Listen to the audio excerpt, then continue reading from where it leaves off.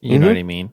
That's right. It says to Elon Musk, it says to Mark Zuckerberg, you don't control us. You can't tell us what to put on here. We're going to put sexy pictures up. We're going to put pictures of us wearing outfits, wearing cosplay, you know what I mean? Dressing up like anime characters that we love and adore. We love our bodies. In a sexy way. And we're not afraid of our bodies. And you can tell that just pisses them the fuck off. Yeah. That is a threat to them. Yeah. Skincare doesn't matter. You know, diet doesn't matter. Exercise doesn't matter. We're presenting ourselves as we are as sexual beings. Yeah. You know, personal hygiene. And I mean that in a very respectful way. Like, you don't have to shower every day. You don't have to cut your hair. You don't have to manscape. You don't have to do any of these things to be a beautiful body out here in the world and to show that to people online. Come as you are. Yeah, exactly. And so that's kind of, you are. I thought that was really interesting. I went to,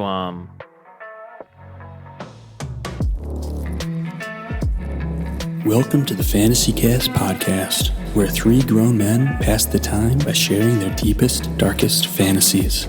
Here we go. So what's this body thing you're doing? Well, I'm trying to work on my body, make my body look better, shape and craft it. I'm making gains, but look at this. Look at these titty pouches I got right here. See that? That's going away. Say goodbye to that.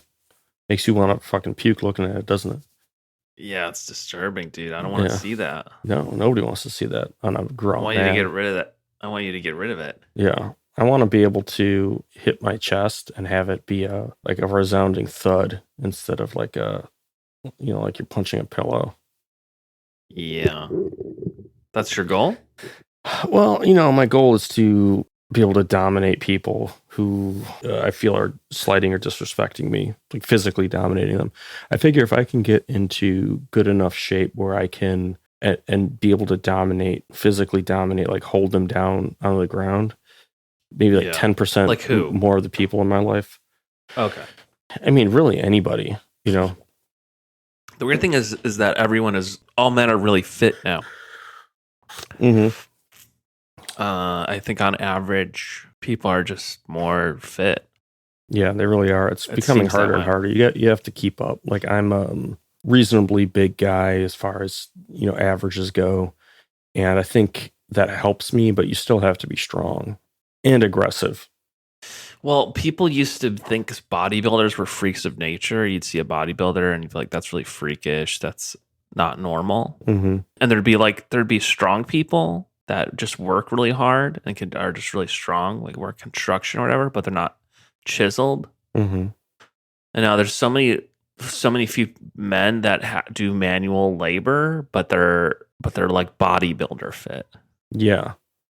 They're not like meat and potato would take a oil can, put it in their car, and then rip the can in half with their bare hands. Yeah. That game at the carnival where you use the sledgehammer to hit the thing and the bell goes on? Yeah. Like the meat and potato guy could win that every time. I don't think the bodybuilder guy could. No, because it's more about how it looks, I guess. Mm-hmm. That's what I think. I think a lot of these guys that are working out really hard on their body, I think there's a lot of I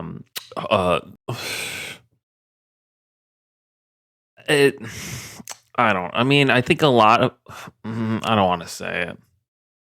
No, go ahead. There's something wrong with a lot of these guys that are forging their bodies to look a certain way. That's all I'm saying. Yeah. It seems like I'm not sure their intentions are pure and they're fully aware of why they're doing it. Yeah. What do you imagine to be like a pure intention in that respect? That's a really good question. I think a pure good intention would be to look amazing for your wife or your girlfriend. Mm-hmm. To be able to lift your child up, throw them in the air. Yeah. No problem. Mm-hmm. And I think like a sinful, disgusting thing about it is to like show off, to have. I'm sorry, I'm really distracted, dude. Yeah. Can you tell? Yeah, a little bit. What's up? It's just because like after the election, I like really spiraled out really hard. And like I kind of like had to go to a hotel like to be away from my family because they were scared of me. You know what I mean? So I was like, okay, I'm going to take a step back. Yeah. I raised my hands up. I'm going to take a step back. I'm going to count to 10. I'm going to grab my stuff, put it in a duffel bag, go to a hotel near the riverboat casino, and just grieve. Yeah. That's the only way to think about it. Yeah. I'm in a state of grieving and I'm having a hard time forming thoughts. I couldn't coherently come up with an idea about bodybuilders that was humorous or even interesting. You know what I mean? So you got to bear with me because right now you're talking to someone that's in the raw. Yeah. Yeah. You know? I've seen that look in your eyes. And whenever that you get that look in your eyes where you're like, throw all your stuff in a duffel bag. You just got to get out of your way. Like, I'm sure your family knows that by now. Like, you just step aside and make sure there's a clear line to the door. They put up with so much and I love them for it. You know what I mean? I'm pretty sure my wife voted for Trump and she won't tell me. She wouldn't take a picture of the ballot. We kind of got into an argument at the Latino American Motorcycle Club where we had to vote. Yeah. And they kicked me out and I had to talk my way back in to place my vote for Kamala. That was the beginning of it. Let's just put it that way. And I just hard out there and you just have to be patient with people. Yeah. That's all I'm saying. Just be patient. You and John can enjoy a victory lap or whatever it is you guys want to do. I talk about this. I address it a little bit in my fantasy. Yeah. But just try to create a space of care wherever you go. Yeah. No, that makes a lot of sense. You don't know who's suffering right now. Yeah. Just to be clear to everybody who's listening, I voted for Jill Stein. I didn't vote for Trump or Kamala. Shit. Good on you. You know, something that she said made a lot of sense to me. I can't remember what it was, but I remember at the time it sounded good. So anyways, this is related. What was really inspiring for me about obviously a lot of people are suffering, yourself included, from this historic election. But what I saw online sharing in social media was really a beautiful, like when the show out and the support from the sex community during voting and voting participation was incredible. People were there's this viral thing where people would have their I voted sticker near or around part of their genitals, and they take a picture in like the bathroom of the voting area. They would put the I voted sticker by Jeremy did this. By their Jeremy, our mutual friend Jeremy sent us this picture. And that him. Jeremy obviously did it, and a bunch of other people that I know, partners, they're doing their thing and performing sexual acts in in a closet or out of the way. If it's at like a school or something, they find like an empty classroom and then they take a picture of it and they post it online. And you get to see all these people from the sex community coming together around voting participation. They don't say who they voted for. Who cares? It almost doesn't matter. They're just showing up. And it lets you know that we here in the sex community have a voting block, a constituency, that if we wanted to rally around an issue, we could. And it makes you feel safe and protected in a time like this. It's a threat. You know what I mean?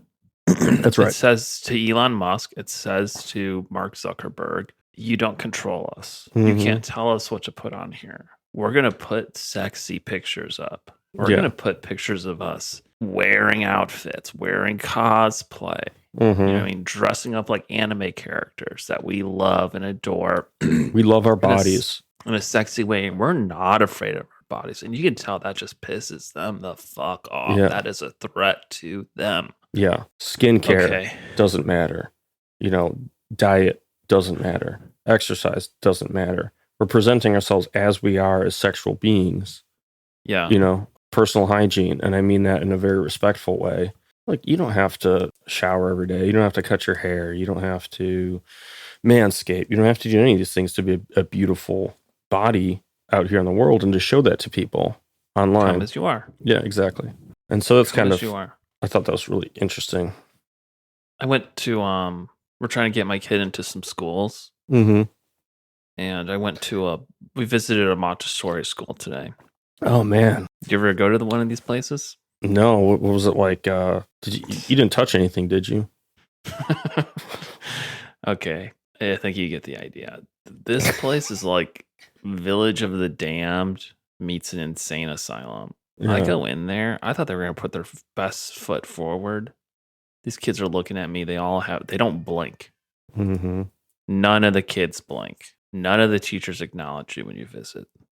You know what I mean? They could have, if I'm walking in there, no kid, no nothing. I'm wearing an 8-ball jacket and just gray tennis shoes, blue jeans. Yeah. You know what I mean? Sunglasses and like a skull cap. I go in there. They don't say anything. It's like, is there security here? Or like, are the kids security too? Right. There was a kid playing with feces. The thing about Montessori is like all the kids are allowed to do whatever they want and they can't really punish you for anything. Yeah. So there was just one kid just like using feces to just draw on the wall and just, it seemed like this kid was working on this thing for like months and months. It was like the Michelangelo of feces painting. You know what I mean? Painting a mural of just like an apocalyptic landscape of just poop. Yeah. And it's just, I like, I'm super into alternative ways of teaching, but really Montessori isn't strong enough. I'm into orthodox Montessori. That's right. So what that means is no school, no rules, no structure, no nothing. You want anything, you build it. Yeah. You know what I mean? Yep. You want the life you want, you pick yourself up from the bootstraps, and you make boots out of them. Yep. To work. I like that. Yeah. Like I was at a similar situation to you. I visited a Montessori school, and obviously it was Did you get shots beforehand?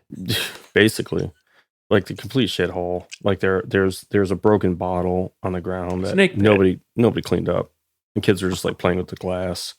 There was a cigarette like a lit cigarette in an ashtray just burning out. And like the teacher was on the other side of the room. So like she wasn't smoking it. Who was smoking it? Who lit the cigarette? Must have been one of the kids, And just really half-assing it. You know what I mean? Like go on. I was just gonna say, like, you gotta teach those kids, like, okay, you either gotta clean up that glass or use it to cut somebody. You gotta put that cigarette out or fucking smoke it. Like wasteful. Like you guys yeah, go ahead. A lot of these people they're just rich people and they don't know how to spend their money. You know what I mean? A lot of these parents are on the tour with me they're looking around, they're smiling, they're acting like nothing's wrong. Meanwhile, this kid's foaming at the mouth, following one of them around, begging for help. You know what I mean? And they're just talking about their own kid, how they test. I mean, these kids, 2.5, 3 years old, talking about how high they test on these internet weird tests. I don't know what they are. They're talking at me, looking through me. And I am just so fed up with this. This is like, I'm out of politics now. Like I can't focus on it. Basically, it's like a vow I'm doing. Like I can't think or talk or look at politics anymore because it causes self-harm and causes me to hurt other people, like road rage incidents. I follow the guy home. I don't want to get into it. Needless to say, I mean, I'm not a strong guy, okay? I'm hysterical and I bring a lot of nervous energy to the party, but I'm not a strong guy. I don't know how to fight. Everyone knows how to fight now. Everyone's an MMA fighter. So all I'm saying is I got to find something else. I've been focusing a lot on education, and I think I have a lot to offer. Is all I'm saying. Orthodox Montessori, I'm going to the core text. A lot of people haven't read this stuff. She was a raging racist alcoholic. There's people that are pro like contraception. This person is like enforcing contraception on people. This person was a lunatic. You guys need to do the research and come to me then. Talk to me then when you've done the research. I'm sorry, Nathan. No, I find it very interesting. The part you talked about not being a strong guy and everybody knows how to fight. Yeah. That's part of the reason why I'm trying to get into shape. I'm just sick of being held down different places. At like the grocery store. It used to be like if you went to the grocery store and you spazzed out about something, just one of these little trivial annoyances, and then you get hysterical and you bring that nervous energy, whatever. Used to be like you could do that. Now, somebody wants to be a hero and they'll step up and take you down to the ground and they'll just stand over you, like with both their hands holding you down, pressing your back into the ground, just telling you to stop moving. Yeah. And that happens to me way too often. So I just want to be able to not get in, like avoid being in that situation. I know I want to sound like a hotshot saying I want to dominate people, but I just don't. I'm just sick of being dominated myself. I just want to be able to wiggle out of being held down to like a restaurant or by a cab driver or something like that. A perfect night with you and John would be us just like in front in a cabin. Yeah. Fireplace. Wintertime. Yeah. Just had some hot cocoa. I'm not even trying to be funny. Wouldn't that be nice? That'd be cozy. Yeah, it's cozy as hell. Wearing pajamas, flannel. We came prepared. And each one of us stands in front of the fireplace and just describes like beating the living shit out of someone. You know what I mean? Yeah. Just being like, dude, I was holding him. Dude, I was holding his neck like this and I just kept hitting him and hitting him, pantomiming it. Yeah. Hitting him in the back of the head. He's going, no, stop. Yeah.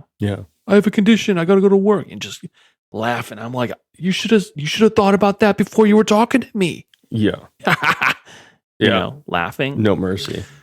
Yeah. And just like, and then I got him, you know what I mean? It's really about the pantomime, you know what I mean? And I'm grabbing him by the neck and I'm screaming into his face, you know what I mean? And then the next guy gets up. Yeah. You know what I mean? Does the same thing. We're just like kind of like showing each other times we beaten people. Yeah. I think that'd be fun. Yeah. And really communicating what that feels like to do that. Like what did it feel like to be you grabbing the guy's neck? We're just laughing at the guy telling the story. Yeah. Just an idea. That seems pretty funny. So can I tell you about this? I know I talk about this a lot. Okay, so here's the thing, everybody. I've got a pretty serious addiction to old comic strips from the 80s and 90s and my childhood. And, I'm talking Foxtrot, Family Circus, Hagar the Horrible, Kathy, Calvin and Hobbes, blah, blah, blah. List goes on. Doonesbury. Bloom County. Those called? Yeah, exactly. And so I'm signed up for different listservs, newsletters, email lists. Like my social media is just jam packed with like, Doonesbury a day, where they post a new Doonesbury every day. So I'm just inundated.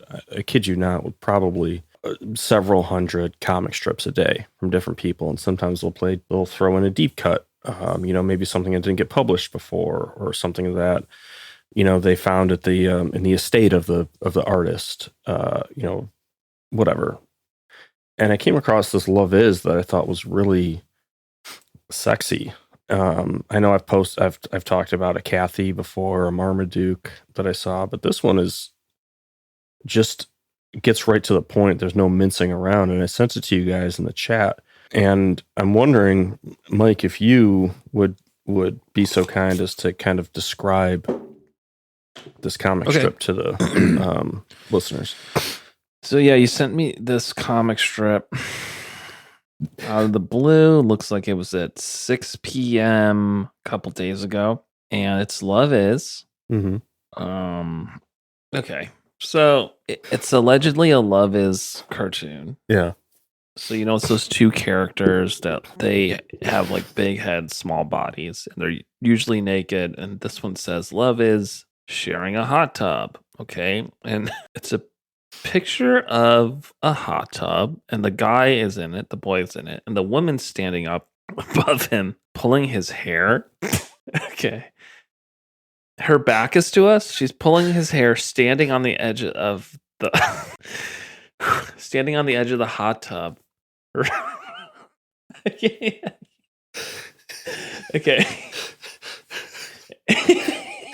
And she's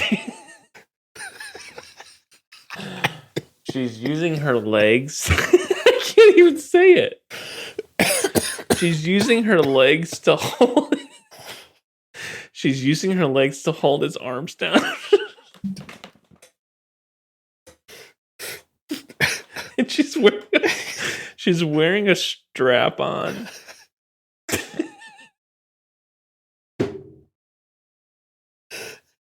I can't even. She's wearing a strap on and I can't even say it. And she's shoving it down this guy's throat, who is her partner. So again, she's standing on the edge of the bathtub, the hot tub, and using her hands, she's pulling his hair to keep balance because her feet are on top of his arms to hold his arms in place. And she's looking back with a mischievous smile, and you can see her asshole, which is like an X, cartoonish X, and she is looking back with a flirty look. Inside the bathtub, inside the hot tub is like vegetables, a carrot, onion, and I guess the water is boiling. In the distance is a pine tree, so it's outside, and there's a rose on the deck of the hot tub.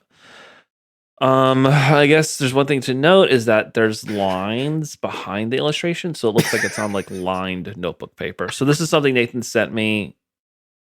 6 p.m. It's kind of like family time weekday. He's asking me what I think of this illustration, or I'm sorry, this cartoon. Yeah, completely bizarre. I appreciate you reading that, Mike. Undeniably sexy. The even weirder thing is that you can see pencil lines where I guess the cartoonist sketched it. I don't know. Yeah. But did you take this photo or? It just showed up in my inbox, and I think my best guess is that the estate of the person who of Kim Casale, who is the artist of The Love Is, they were probably going through a lot of her notebooks and different sketchbooks, and they probably came across this Love Is of the woman pinning down this guy by his arms in a hot tub, just burying a strap on down his throat. Well, he's cooking himself. Yeah, cooking in this boiling hot tub. I just thought that was really sexy and interesting. She's Kim Casale. First sentence of her Wikipedia was a New Zealand cartoonist who created the syndicated cartoon feature Love Is, originally as love notes to her future husband in the late 1960s. Bingo. That's it. That must be it. In one of the first cases of its kind, Casale gave birth to a child 16 months after the death of her husband, having been artificially inseminated using stored frozen sperm. That's fantastic. The case, which predated the Warnock report, gave rise to legal discussions regarding the baby's rights of inheritance and made front-page news across the world. Catholics didn't like it. What do you think about that? Okay, so you got you're dying. Uh-huh. And did she snatch his nut or did he give it to her? That's what I'm trying to figure out. Because if she snatched it, that's low down. Yeah, because people do stuff like that. Yeah. They will try to extract things from you. Yeah. To use to their own advantage. Yeah. When they get the opportunity to. Yeah, they'll try to snatch that nut. Yeah. Especially if you can't defend yourself, like you're in a compromised medical situation. You think she snatched it or you think he gave it up? I think he probably gave it up. They seem like, if like they have that Love Is connection, if he's the boy, she's the girl, and the Love Is comic strip, I think their marriage is pretty strong. But what if she killed him? Yeah. What if she killed him? I guess I would have to learn more about the situation. If there's foul play involved, like if she tried to snatch that nut, or if she killed him and snatched the nut, or if he upped that nut to her and then she killed him. Anything I wonder if like they had that. A shared bank account. Yeah, anything. You think they had a? Oh, definitely. You think they did? Yeah. And she was probably emotionally and mentally abusive to him. Probably gave him a serious imposter syndrome that ended up being representing itself somatically as by way of a cancer in his body.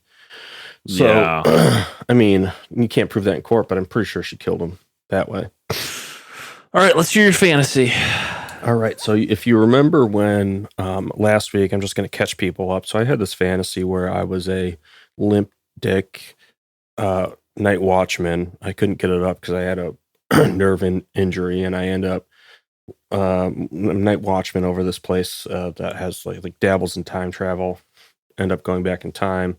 Won't tell you how. You have to go back and listen. Long story short, I introduced the 1600s Europe to the hottest pornographic image that you could ever think of. And then I come back to our time, and the butterfly effect of that is the whole world has become this just like super horny, accepting place where people are free to, there's just no inhibition, there's no shame or taboo around sexual pleasure. And so, I'm walking down the street and people are offering to jack me off, and I see guys, getting freaky in the bushes and all this other stuff. So it's just out there in the open, And Mike, you said something really interesting where you're like, what would a world like that? What would it take to live in a world like that? Like, what would need to happen for a world like that to sustain itself, And so I thought, okay, well, what would be some of the norms of this world? Like, how could you live in a world that's so openly sexual that you can just have casual liaisons with people on the street at a whim? There'd have to be some pretty strict social norms, So I started playing around with that idea. So there I am, this sexless wonder, honestly, like, let's be real, I haven't been able to get it up for probably over a decade because of this injury. And so now here I am in this place, that is just completely max, like at a 10 in horniness. And my erectile dysfunction is no longer an issue. And so I'm trying to like fumble my way through this world, so I'm kind of like learning as I go. And I have a little bit of money because I came back from the past with a really valuable painting from a well-known artist who's become even more famous, and I'm able to sell it and get a chunk of change, and I get a condominium with a bunch of other young people, and imagine this condominium. It's like, in like Los Angeles, you'll have like those apartment buildings that are like 2 stories, and it's got like a courtyard in the center, maybe there's a pool. You step outside of the building, and there's like a railing. It's almost like a hotel. It looks like a hotel. Exactly, like Melrose Place. And so I have a situation like that where there's like a super, who lives there too. He takes care of everything. And there's a whole bunch of different co-eds and other single people. We just like hang out, and, we have like, you can go over to this person's condo, watch the game, have a couple of beers, somebody's cooking out. The sex is very casual. We're all, very open with each other. And in this world, because it's the sexual revolution has progressed so quickly and so intensely that the technology is there to where you have to opt in to childbirth. Like, you have to go to the doctor and say, I want to turn this part of my body on so that I can have kids. So contraception isn't an issue. Immunities to all STDs. It's just like anything goes, so I'm sucking, I'm fucking, I'm getting sucked. I'm just, the world is an orgy, both inside this apartment and outside. And understandably, like a big social norm, if you're thinking about, okay, well, people are like highly sexualized, people are just walking down the street. Consent is a huge thing there. If you sexually go against the wishes of somebody else, then you're banned from this, like you're exiled, basically, and they send you somewhere, and you're no longer able to be in part of the society. And so other things are like you have a signal where if you don't want to be approached sexually, then you can basically, it's like, you wear a ring or you have a bandana or there's some kind of signal to people. Like, I'm sick of being people coming up and trying to jack me off. I'm going to send the signal out to everybody so they leave me alone. So here I am in this world, and the casual sex is becoming such a, for somebody who just never was in any kind of relationships, to just having complete access to libidinal pleasure at every turn is quite a change. And I end up meeting a woman in the complex who is the most dynamite lover, just fits me perfectly.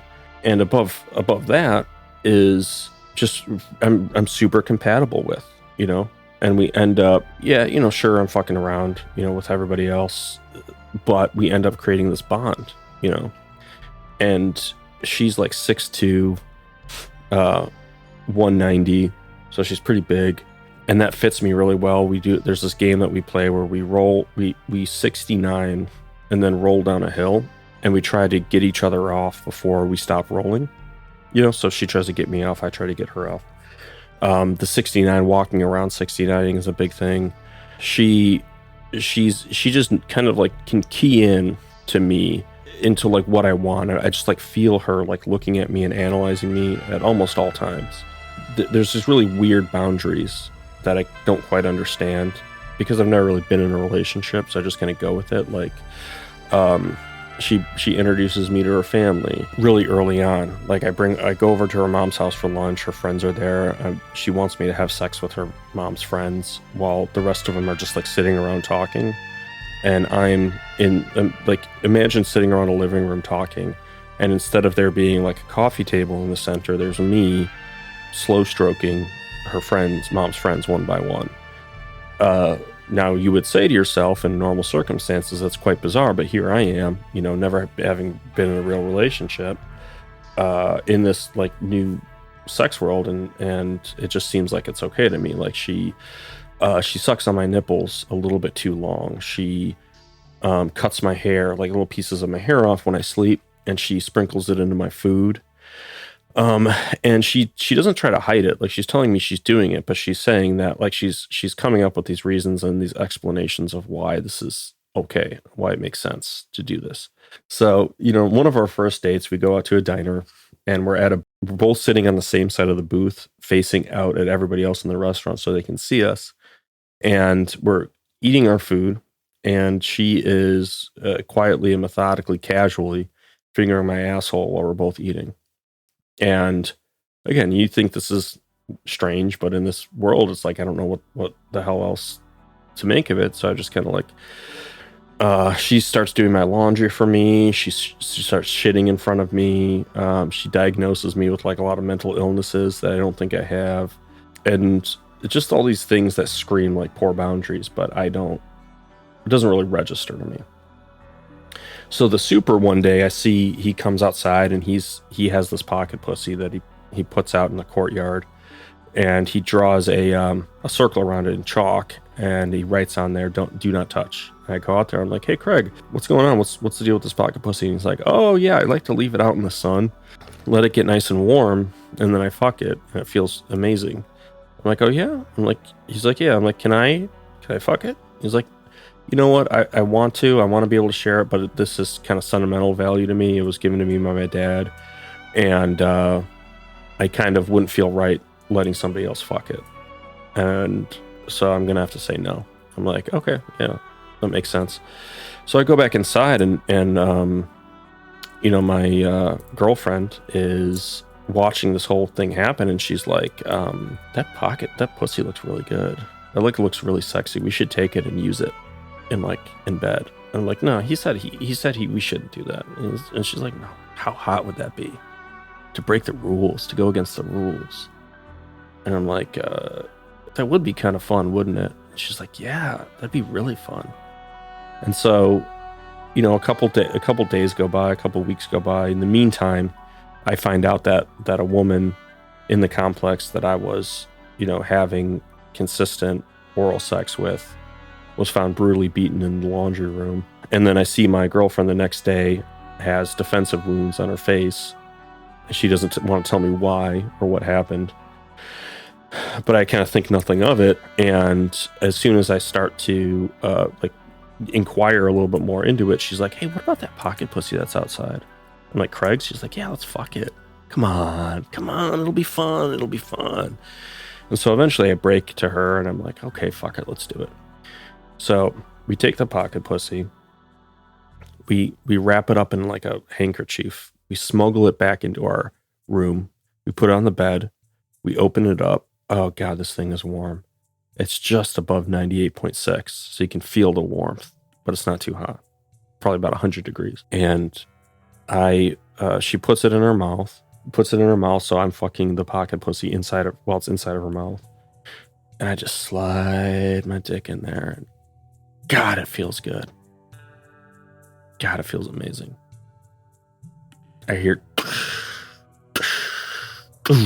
door breaks open. There's the super with 2 cops. He's like, I told you not to take that. They tackle me. They taser me. They taser my girlfriend. We're ass naked now in some kind of holding cell. They throw the book at us and they exile us into this world that is outside of this like sexual paradise, that we were cast out of. And we come to, and we're in a street of like a pretty well manicured, well kept area. And my girlfriend is like, fuck, what are we going to do now? I'm like, what are you talking about? She's like, we've just been cast to the outer world. I'm like, what's the deal? And she's like, well, you know how like where we were, like sex was just totally accepted. Here, it's forbidden.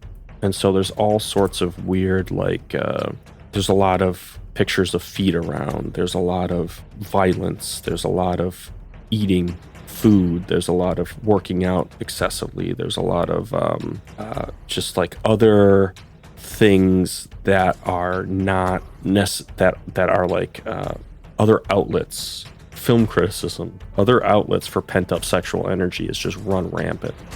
And the rules here is like you can beat anyone you want, and the only recourse is that they can defend themselves. You can kill anybody you want. You can do blood sports. You can hunt people. But the thing is like, okay, well, if somebody from their family comes and takes revenge, that's totally acceptable. So it's this just completely insane society where there's like fights to the death at like your local, American Legion Hall every Friday. Just like complete insane violence and decadence in every area except sex. So, so we're walking down the street. We're completely naked because they just tossed us in here.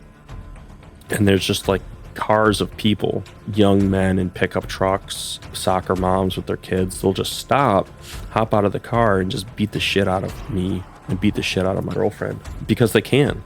They identify us as basically like outsiders that have just fallen into this world, that have been exiled, and they see us as easy targets. So, we're trying to slink into some kind of shelter, getting away from the view of the public, so these beatings will stop, because we're just getting the shit kicked out of us. And I'm able to fashion a club out of a stick, and I'm able to fight a 12-year-old off to give us a little breathing room. And we find a little place to nestle up by like a drainage ditch. So we have a little bit of water, and we just hunker down there, and we're unable to express our love physically, but we just get closer as we create this little home, in this unincorporated piece of land, in this like sexless hellscape. It's like it's like a new frontier, and that's our homestead.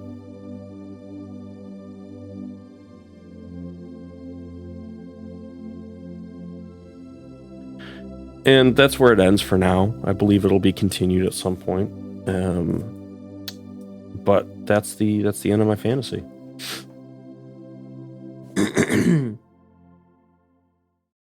Wow, the landlord. Mm-hmm. You know what this reminds me of? What's that? Adam and Eve. Mm-hmm. You know what I mean? Yeah, totally. Adam and Eve in the garden of pleasure. They partook of the apple. Yeah, and she kept saying, I think in the Bible, I've never read it, but I think in the Bible, she's like, take the apple over and over again. Mhm. She like she nags him to do it. Yeah. And then he eventually does. And then God kicks him out. But in this case, it's the landlord, which is kind of like your God. Yeah. They can decide whether you live or die by cutting off your heat in the winter. In a way, yeah. I mean, they are. I mean, I think they should be abolished, and like all landlords should be imprisoned. But because nobody should play God. But I also don't believe in God, so I don't think it's really blasphemy. But whatever. So that's what came to mind. Fascinated with the landlord. He seems like such a nice guy, and I'm just wondering what it would be like to be a landlord in a highly sexualized society like this. In a apartment complex that's like Melrose Place. I mean, there must be so many tales that he must witness, people coming in and out of there. And life goes on, but he stays there and tends to the property. Yeah. He's basically cultivating, like to your point of Adam and Eve, he's cultivating the Garden of Eden. You know, he's keeping it clean. He's skimming the pool. He's making sure that it's a welcoming place for people to explore each other's bodies. Yeah, you have to respect him. Like what he does, or else you're gonna get punished. So cool. I mean, it sounds like you got there's a lot going on, a lot of tidbits about boundaries, dealing with boundaries. I wonder what the fight was between your girlfriend and this woman inside the laundry. Was it inside the laundry room? Yeah. Women. What do you what do you think happened there? What I imagined is a even though it was a territorial thing, it's like you're having this successful oral relationship with my man. And so she accosted her in the laundry room. One thing led to another. Okay, like a jealousy thing. Yeah. Okay. But, that's just my read on it. I kind of I thought it'd be sexier to leave it open to interpretation so that you could plug in whatever violent or sexual thing that you wanted to. Yeah. And that. What came to your mind? I pictured the one who got insulted has like short hair. Remember that movie California with the K with Brad Pitt? Absolutely. Juliette Lewis. Oh, Juliette Lewis. And then there's this other woman who has like a short hair.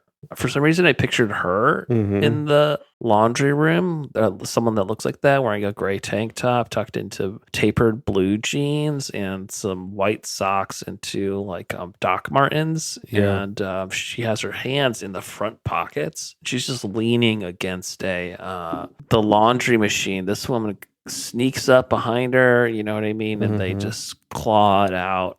She runs away. In my mind, I don't get a good picture of your girlfriend. I don't see them. They seem like their hair is covering their face. They're wearing like baggy clothes. Yeah. They're undefined. They're more just like a force of nature or something. Yeah, I'm having a hard time imagining what that person would look like too, other than what color's their hair, do you think? I think they're brunette. And I think they have like, I think of like 6'2", 190 is like, pretty muscular frame. Okay. Not overweight, but big. Long hair or short Long hair, tattoos. Okay. Just crazy eyes. Those like eyes that just are so like, they're like big and intense and they're always open really wide. Okay. Yeah. Piercing and tongue piercing, septum piercing. They have nervous energy. Extremely nervous energy. Okay. Like they're basically doing all these crazy things to me and making me think that this is just how things happen in this new sexual world when they don't. Like feeding me my own hair. Right. They know you're from an alternate reality. Yeah, exactly. Or this isn't normal and they're taking advantage of that. Yeah. Wow. Yeah. Or they're just... Well, yeah, you don't really... What is normal? Right. You don't know what normal is. No. And like the one thing about, say what you will about this world that I'm in, boundaries are respected. They have to be. They have to be. Otherwise, this whole thing falls apart. So for my partner to continue to like intuitively sniff out where she can cross these boundaries with me, is kind of the kind of relationship I thought would be really sexy. Somebody who's like, I'm going to see if I can finger his asshole in a restaurant. Is he going to let me do that? Because... Well, is that forbidden or wrong or not? No, within that world, it is, if nobody would think twice about it, but, it's maybe it's a little too... It's not common, Maybe it's a little too casual. Maybe it's a little too cozy. You know what I mean? Yeah. If you just started going out with this That's person. the thing, Yeah, this is pretty. It's not uncommon, but it's just like a little too soon to be doing. Right. That's like something like old couples do. Right. It's not uncommon on Sunday. Exactly. It's not like you have to get to know somebody and figure out if that's something they're into. Like, it's not uncommon, obviously, to meet your girlfriend's parents at some point if it's becoming serious, but it is uncommon to meet them, a couple weeks after you start dating. So it's not uncommon for somebody, if they wanted to finger their partner in a restaurant, that'd be fine. But to approach it in the first date, that's like, oh, wow, I'm going to see what I can get away with this guy. And ultimately, it costs us both our position in this paradise. What do you got cooking? I don't know. Just this little thing I knocked out. Do you want to hear it? Yeah, absolutely. I would love nothing. Okay, we're gonna try to do audio book voice again.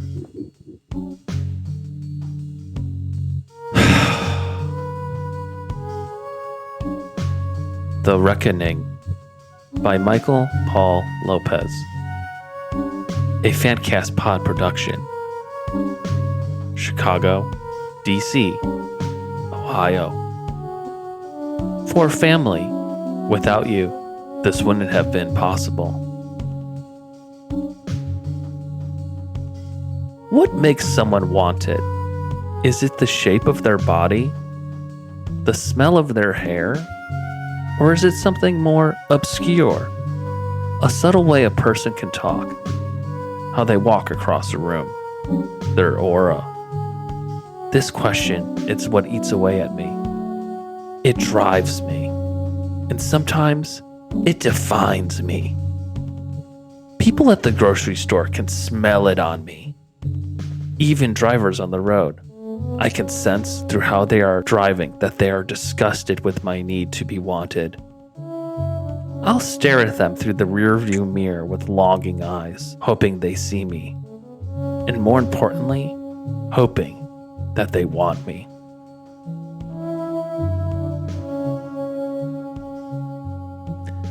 At work, the day after the election, I walked into a room full of my coworkers sitting at a circle of chairs. Some of them were sobbing, others shivering. One person passed out after turning green, fell on the floor, and started convulsing and foaming at the mouth. I thrive in situations like this. I've been through traumatic situations. This wasn't the first. Needless to say, Mommy Bear was engaged. I knew what I needed to do. I sat next to one of the more affected coworkers and whispered in their ear. It's just gonna get worse. The guy is like Ronald Reagan on steroids. Your children aren't safe. I mean, imagine, how are you gonna explain this to your children, for crying out loud?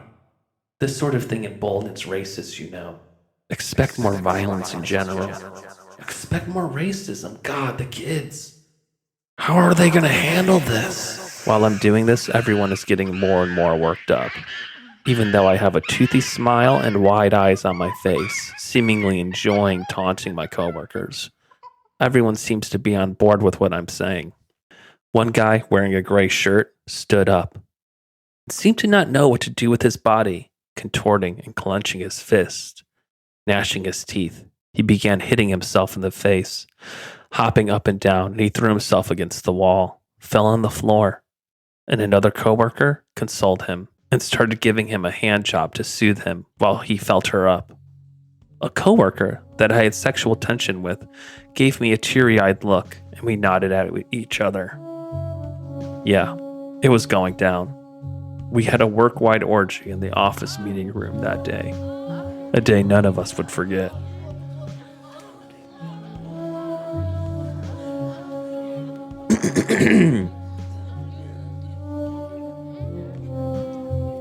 My family is ashamed of the influencer I'm becoming after the nonprofit I used to work at had to fire everyone.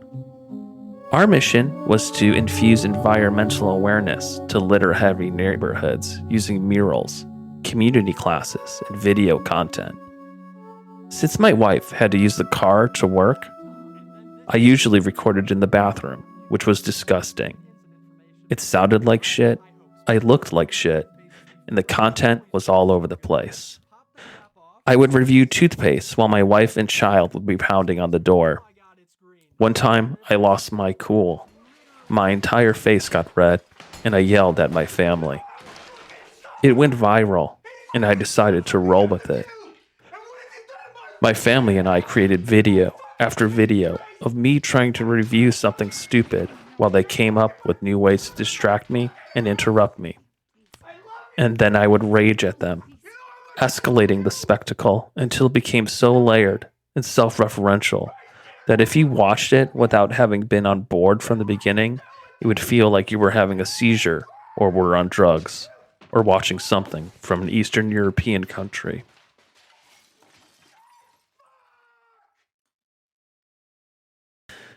One day, I was at a cafe and a man and woman came in with their giant dog. They took forever to order, even though they were in line for about 5 minutes. Plenty of time to have what you wanted to order in your head and ready to tell the cashier. Of course, they started off with, "I'll just have a," and then listed off tons of things that they wanted. They asked the cashier many questions and were annoying the people that were working there. I was completely disgusted. You get the picture of what kind of people they were. I saw enough. I waited outside for them to leave the cafe. I attacked the man from behind, hitting him in the head with a piece of tree that was laying about.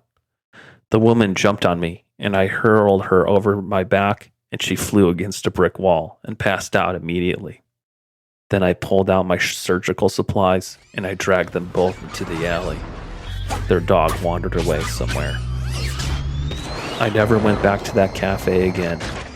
I miss it, though. In the wintertime, there is nothing like bringing your computer to a cafe, getting a 16-ounce coffee, a donut, and just wailing on your computer while watching attractive people about you also busy on their computers.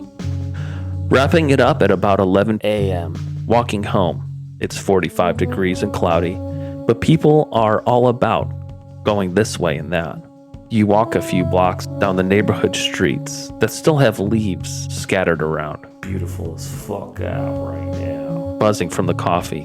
Why is it so much stronger when you get it from a cafe than when you make it at home? Buzzing like a motherfucker right now. At home, you switch into your running clothes, stretch, feel excited about the new music album you are about to listen to that has just the right amount of energy for a run. Energizing, but not overwhelming. And it's new, so you feel connected to something that is happening now. While running, it starts to snow just a little bit, and the sky is a little darker. It gets a little colder, but you don't care, because you are working up a really good sweat. You see beautiful women also jogging that nod at you and smile and wave at you. Fit men are also running, and they acknowledge you, but it's more of a respect thing and a way to share a mutual appreciation for the blessing of the weather and a cheers to our health that we get to run in great weather like this. It's great. Oh damn. Damn, what's up? I get home and my wife is cooking a broth on the stove that takes 6 hours minimum to make. I take a bath, hot as hell. While reading a book, I'm balls deep in. Over the hump of the anxiety of whether I can commit to a large book, but before you feel the book is coming to a close, completely submitted to the book and wanting it to last the rest of your life. I get out of the bath and go downstairs wearing a kind of clothing that isn't sweatpants, and a sweater, but not jeans and a t-shirt. It's something in between that is cozy, but not sloppy, dignified, but not uncomfortable. The windows at this point are all covered with condensation from the broth that has been cooking. The ramen is ready, and we eat it as a family. The baby is put to sleep, and a new movie that I find interesting, engaging, and fun is ready for streaming on HBO Max. We watch it, stop midway through to have sex, then finish up the second half in bed. Lots of people are boring and can work dull jobs working for dumb assholes that no one in their right minds would respect. Not me. I like art. I have to be myself. Maybe you can all work 9-to-5 jobs, looking at spreadsheets, going to meetings, and then going home to watch TV, and then waking up to do it all again. Not me. That's for you guys to deal with. I'm different, and I would rather die than spend 1 minute living like you do. So when you see me on the street, don't ask me why I'm smiling. It's because I live my life the way I want. And you are a slave, pathetic and worn down, too cowardly to believe in your own dreams. That's the biggest difference between you and me. The end. Yeah, that was really powerful. Thanks, man. Yeah, so HBO Max. Max. Yeah. I picture you have Disney Plus on there. Oh, yeah. Mandalorian. Yep. Andor. Yeah, I really it just seems like you're a guy who knows exactly what he wants, does what he wants, but has an internal code, an internal like value system, you know, like that couple that you beat and you probably mutilated later in the alley. You wouldn't have done that to just like anybody. Like they were being assholes, and they got what's coming to them. Everything about him just rubbed me the wrong way. Yeah. You know? Yeah. You did that dog a favor. Their dog a favor. He didn't care. He was just a dumb dog. He was just like, he thought it was like fun. Yeah. He's like watching the whole thing. Yeah. He's better like off without panting them. with his mouth open. Yeah. You're able to both agitate and sexually comfort your coworkers, one after the other. You know? Yeah, they don't know I'm agitating them. No, they don't. But you just have that kind of control over people. You know, when Trump won the first time, I was in a situation like that in grad school where people were sobbing and it was like 50-50. People were really sad and scared, and the other 50% were extremely proud, point out how much worse things were going to get. Yeah, sure. You know what I mean? Things that never happened. Yeah. But they're like proudly like, yeah, this is just he's going to do this, he's going to do that. And people are going to be doing this and like smiling. Yeah. This one person like, kind of made them horny. It seemed to be making them horny. I could see it making people horny. You know? Yeah. Yeah. There's going to be like there's going to be people straight up murdering people on the train. I mean, this happens. This is what's going to happen. Yeah. And being really smug about it. You know? Yeah, I knew it. I mean, what is the vibe? Whatever. So I was inspired from that. Yeah.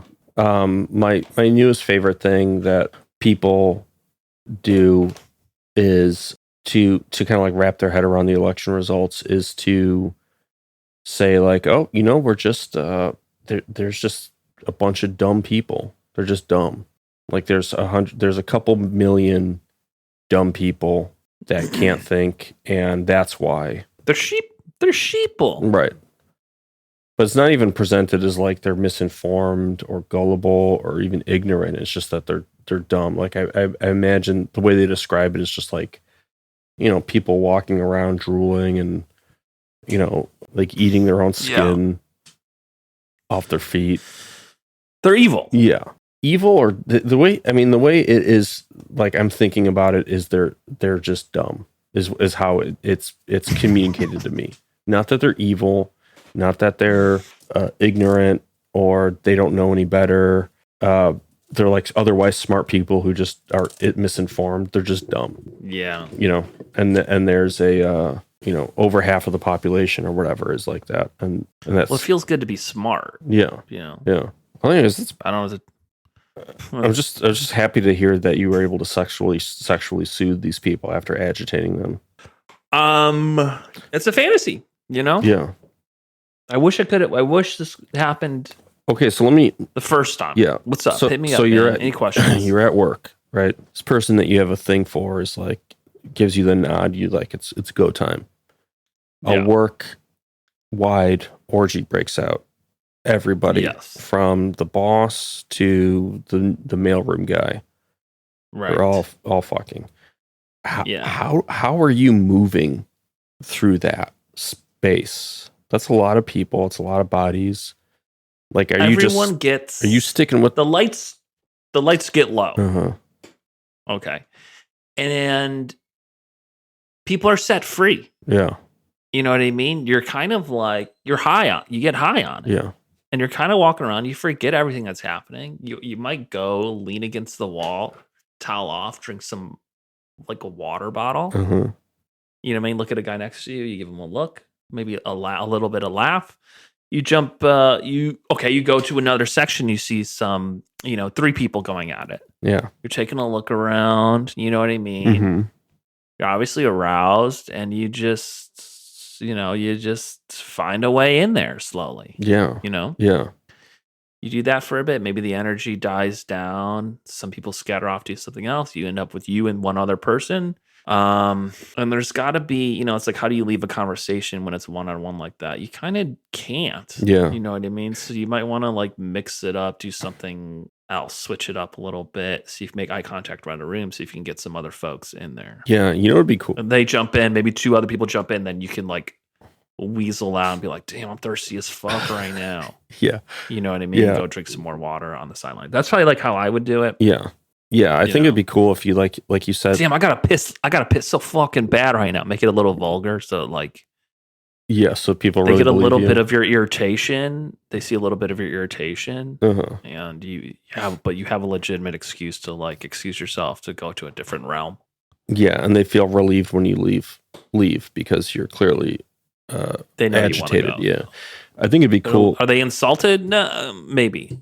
I don't know. Yeah. I don't know how to leave conversations with people. Well, in this situation that you described, where you find yourself having sex with somebody that you're not really sure how to get out of it.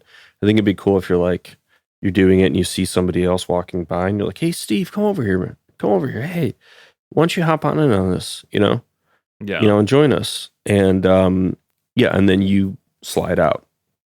It's like how you get out of a conversation when you're like, oh, who really likes miniatures? Carl. Hey, Carl, did you know that Susan collects miniatures? And then you get them talking and you can back out. You guys are definitely hitting it off. Really smug about it. Yeah.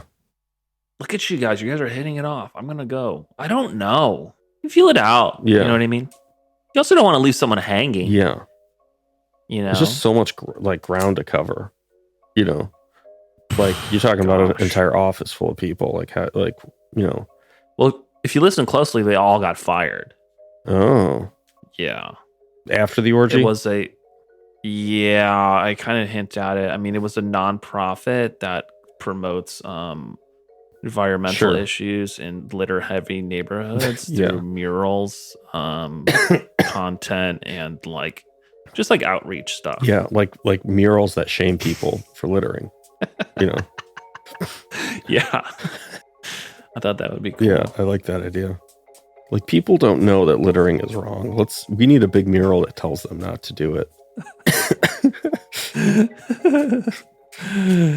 Yeah, it's weird. No one ever complains about littering anymore. No. Yeah, I guess they got bigger fish to fry. Polluting. That's polluting. That used to be called polluting. Yeah. What I like is the signs that say slow, the sign, so a lot of people are getting hit by cars out here. And pedestrians were getting hit by cars, and so the solution. Is that true? Yeah. So the solution was a bunch of signs that people can put up in front of their house that say "slow down." So like That's cool. So the guy that's going like 60 in like a 30 is going to be like, "Oh shit, I better slow down." Yeah, it's weird. People I didn't know I wasn't supposed to be going this fast until I saw that they sign. don't seem to want to. We just had a fucking circle put up. Yeah. A roundabout. That would actually work because it would force somebody to have to actually slow down as opposed to like. It's a one-way street. I saw someone crossing this one-way street, neighborhood street, and someone not wanting to slow down and turning around, like curving their car around the person walking down the street. That's crazy. The intersection. You know what I'm saying? Yeah. Like roundabouts are cool because you can do cool stuff in that. Like, okay, so you have this like new patch of land, like grass. Like you could put a tent there. You'd make a little fort there. You could put a fountain there. You could have like a chess table. You could play dice games. All sorts of different things. Have cookouts. It's a community center. Yeah.